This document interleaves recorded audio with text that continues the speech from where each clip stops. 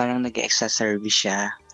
Gumagawa siya ng mga extra pagkakakitaan. Siguro inintindi ko kung bakit nandun siya. Bakit? Tagasan ba siya? Ano bang trabaho niya? Ang trabaho niya is sa production. And then I think gumagawa siya ng extra. Parang nag-extra service siya. Gumagawa siya ng mga extra pagkakakitaan.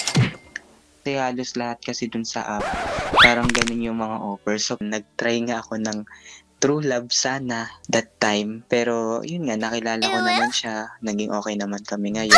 And then up until now ba, ginagawa niya pa yun? O nung naging kayo, nag-stop na siya? Nag-stop na siya nung naging kami. Pero may time din kasi na nakita ko, nabubuksan niya pa yung app. So you mean, yung paggamit niya ng app is an indication na meron pa siyang ini-extrahan service doon sa mga taong nandun sa app na yun? Yes, siguro nasa pa kami nun, 2 months.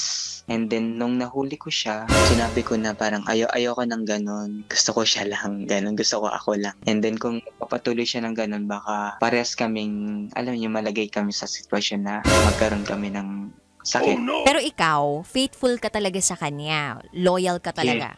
Yes, 100%. Ngayon, naniniwala ako kung ano yung binanggit niya sa aking mga pangako. Actually, nabuksan ko sometimes yung mismong Google account niya. So nakikita ko kasi doon yung mga recent activities niya and then yung mga recent na mga pinupuntahan niya. So wala naman ako nakikita ngayon. Wow. So masasabi ko ngayon na safe ako as of now.